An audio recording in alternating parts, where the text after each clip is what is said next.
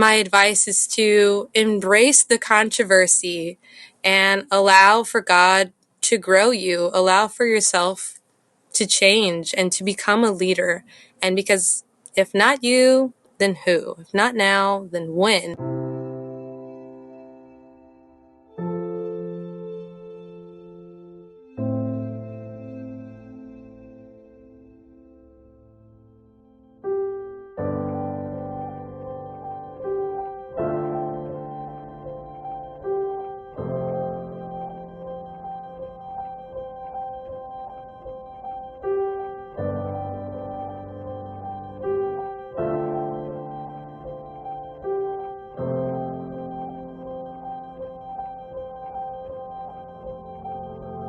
Hello, everyone, and welcome back to Humans of the Prolife Movement, a segment of the Prolife Guys podcast. For those of you who have tuned into the Prolife Guys podcast before, you know what we're about. We want to share with you apologetic tools and methods and tactics that you can use on the streets in your conversations about abortion.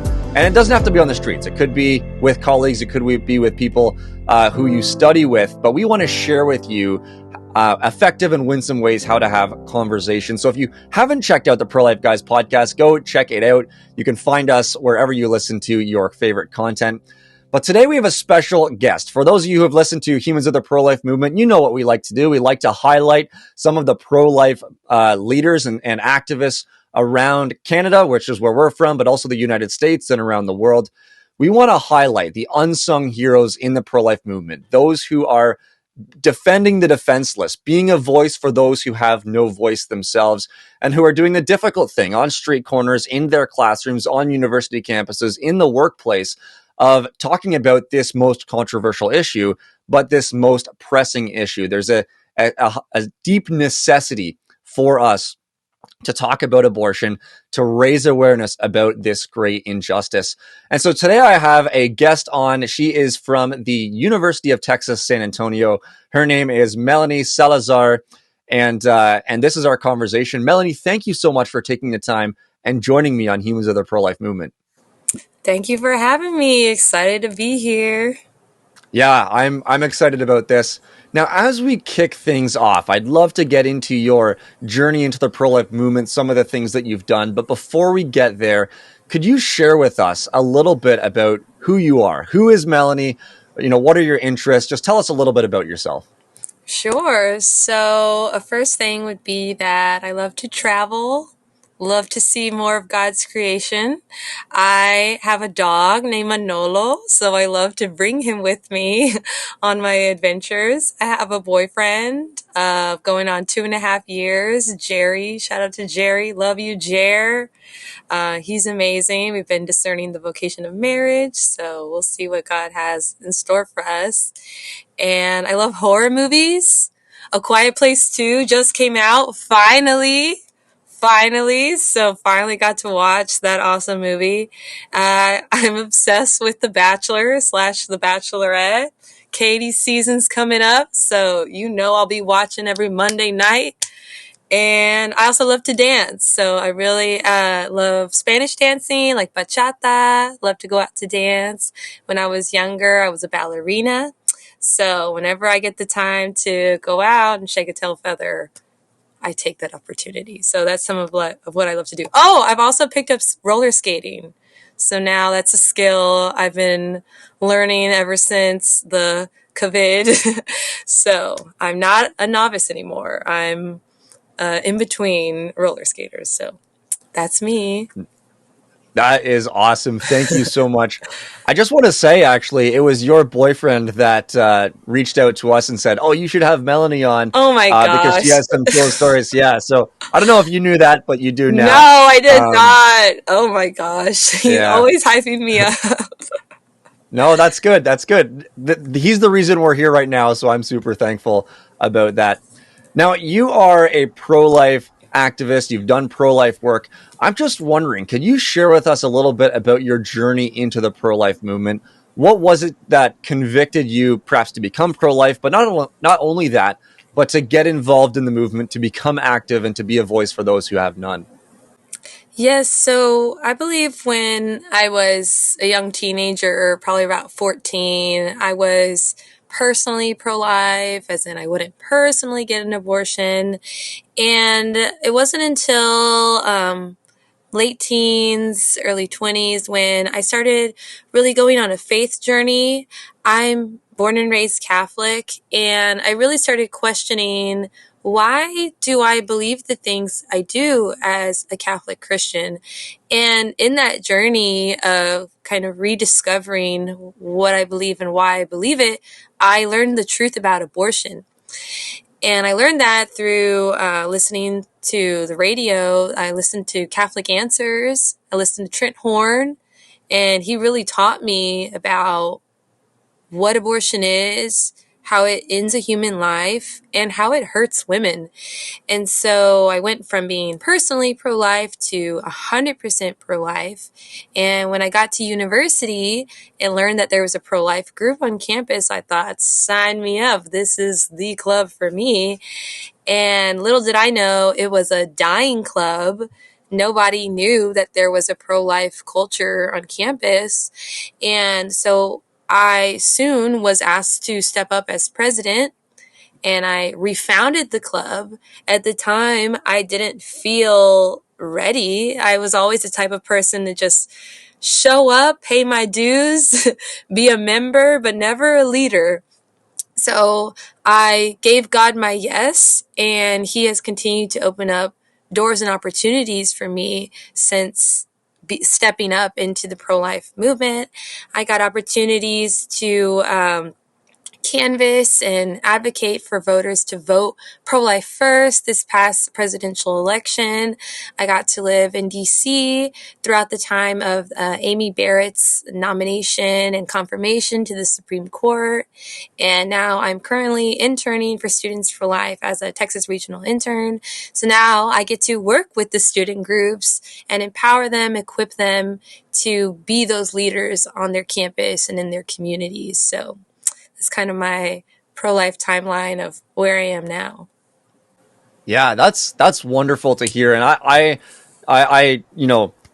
thank you for giving God your yes in that. It is it is a difficult thing to be a pro-life person on a secular university campus, like so many campuses across the nation, where the status quo is kind of that abortion is okay, and anyone who challenges that is some sort of bigot. And not to be trusted in any way. So thank you so much for doing that, for stepping up and taking control of that club, and then doing the projects that you were doing. Now, could you share with us a little bit more about the vision of the club and what some of the other projects were that you were doing, and then maybe share a story or two of some of the experiences that you've had, during the time that you've run the club with perhaps pro-lifers or pro-abortion folks. Just share a few stories about some of the work that you have done on the university campus. Sure. So, like I said, nobody knew that there was a pro-life voice. So we firstly needed to make ourselves known. So we did multiple outreaches, and we got to the point of doing weekly tabling, meaning we would try to have conversations. We would ask the student body, when do you believe human rights begin? Are you okay with abortion all 9 months of pregnancy? So that was one way of engaging people and changing people's minds. And one thing that I really liked about doing that every week is that I ended up building relationships with the pro-abortion advocates, that they would come back every week wanting to continue conversation. So that was amazing. So much so that now, like, I have their number and we'll text from time to time. And apart from that, we would do an annual baby shower. We titled it Baby Shower to Empower. And we would donate some of the half of the what we would gain from the baby shower to our school directly. So that way we could say to our fellow peers, we're giving back to the student body to support pregnant and parenting students. And then we would donate the rest to a local pregnancy resource center. And some of the other things we do are participating out on the sidewalk of a local abortion facility to be a pro-life voice and show that the youth does not want abortion. Also going to our state's capital, lobbying, testifying in favor of pro-life bills to create a pro-life Texas. And what's some other things we've done? Those are the main things I can think of off the top of my head of ways how we've advocated to create a pro-life culture on campus and in our community. Awesome. That's wonderful to hear. I love the variation. Going to the clinics, doing the sort of pastoral work as it were, doing sidewalk just conversations, which is more educational, then doing more political work as well, as you go to your state legislator and try to promote the pro-life bills that are kind of before the House in Texas. Could you share with us? I know you've had good interactions on campus. I know you've had very interesting and unique interactions with pro-abortion clubs on campus. Could you share with us a little bit about some of those experiences? Yes, so at the time we had a pro-abortion club named Students United for Planned Parenthood, sponsored by Planned Parenthood, and they were not friendly, to say the least. They stole our banners many times, have graffitied our signs, and have just been awful. And one of the peak moments that I'll probably never forget is a huge protest that they did against us. We had about 900 pink crosses in one of the school lawns on campus, a space that we reserved. And it was the 900 crosses were meant to represent about the 900 lives lost to abortion by Planned Parenthood in one day in the United States. And the pro-abortion club got word that we were doing that outreach, and they stood amongst those crosses for over 2 hours, I believe, just yelling and shouting horrific things like, "Stop, hey, hey, what's that sound? All the fetuses are in the ground," and even pointing at the crosses and saying, "That's mine right there." And looking back now, I believe those are girls who are hurting and in need of healing and have been fed lies about abortion. So that was truly a climactic moment in my college pro-life career. But we, from that scene, allowed for that to bring in more people to have more conversations. We remained calm, collected, and chose to make the best out of that by only changing more hearts and minds and being able to reveal more about the corruption of Planned Parenthood. Yeah, that's a tragic story, and the slogans that they were saying sound absolutely awful. But I would probably agree with you. I wasn't there. I didn't meet those people, but I could probably agree with you based on my experience in the streets that there was probably some hurt there based on past abortions. Which is one of those things that highlights the importance of what you guys did, which was staying calm, being reasonable, and seeking to have those winsome and effective conversations. But that's quite something. That is quite the story. So thank you so much for sharing. I'd like to transition just a little bit. You talked about the work that you had done with, not just had done, but are doing with the Students for Life America, and on campuses, equipping others to be effective and great leaders on their university campuses, which is your role now. But you also just came back from a trip to Uganda. You were invited to provide training and support for Ugandan pro-lifers. Could you share with us a little bit about that trip? What was it that you did? What was it that what sort of training or sessions did you provide? And what are some of the positive pro-life experiences that you have from that trip? Yes, so our good friend John Mark spearheaded this pro-life mission trip to Uganda through the Africa Life Youth Foundation. And we can kind of think of the Africa Life Youth Foundation as maybe like a parallel of Students for Life, because they work with students to empower them, and they're also working directly with moms and providing them resources and services. So, in this past December 2020, was the first pro-life camp of its kind to first teach the youth Pro-Life 101. And since then, they started many pro-life groups and saved a confirmed, I believe, 20 babies' lives since December to now. And this May, we brought a group of 6 people from various backgrounds and trainings to come put on another pro-life camp of advanced knowledge to the youth.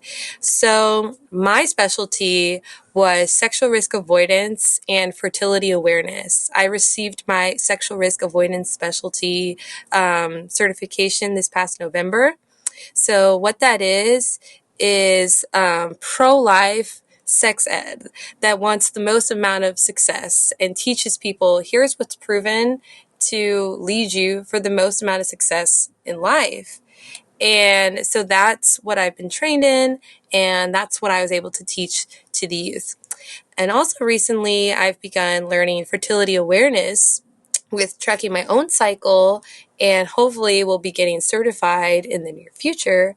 So that was another topic that I trained the students with, and I brought something cool called cycle beads, which are these necklaces that girls can use to track where they are in their cycle.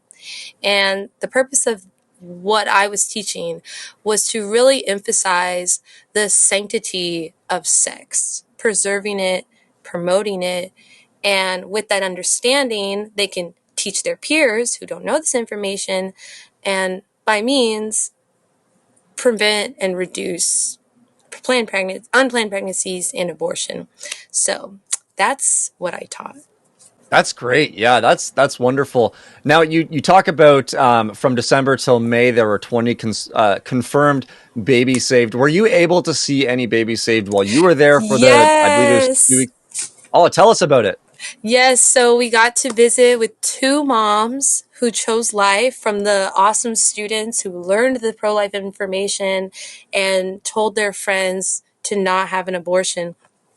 So we got to meet 2 moms who lived in the villages, which are very much so more run-down parts of Uganda. And so these girls were sleeping on like mattresses like, on the floor, and so were their babies. So we brought a bunch of materials to help with them, sustain them, and we gave even a financial gift to the moms. So it was a very powerful experience, especially because of the language barrier. So we had our translator being able to help create that moment.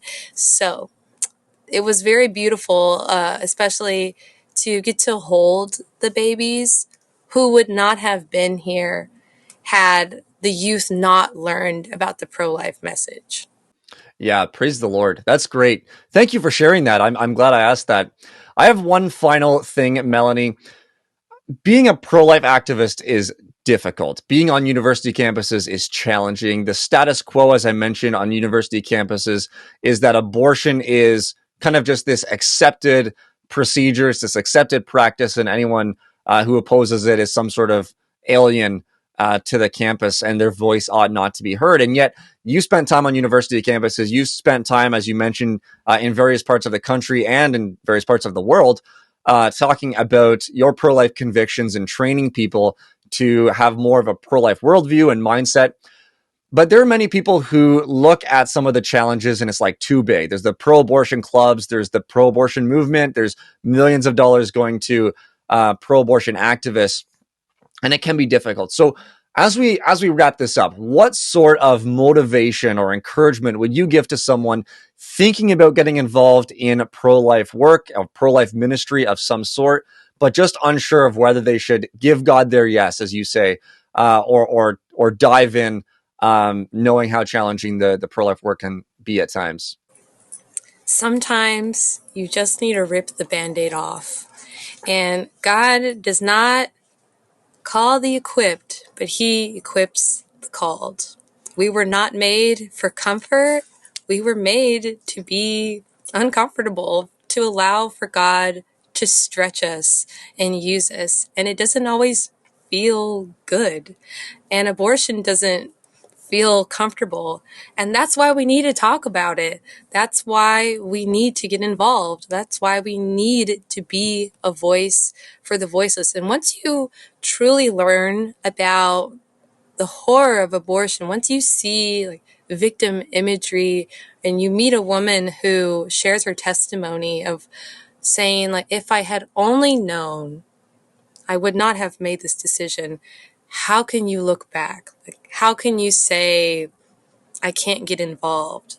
Like, once you know, there's just no looking back. So that's my advice, is to embrace the controversy and allow for God to grow you, allow for yourself to change and to become a leader. And because if not you, then who? If not now, then when?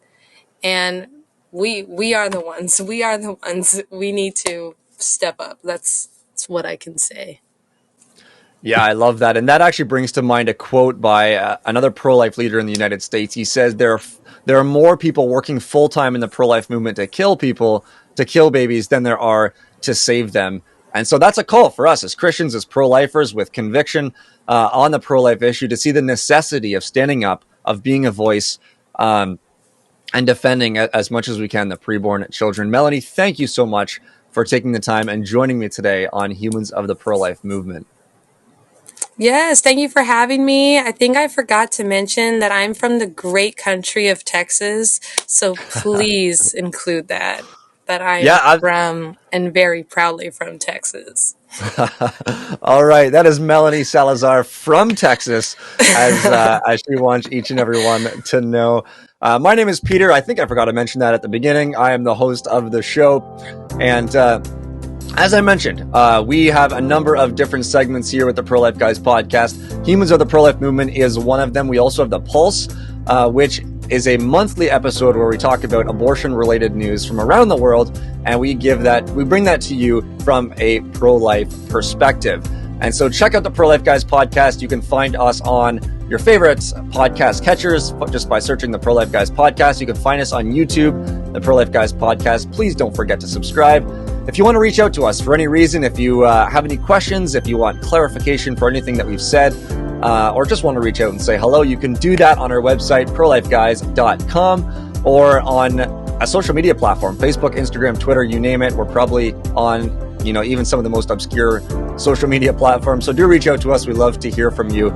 We thank you so much for tuning in again, and we hope you tune in again next time. God bless you all.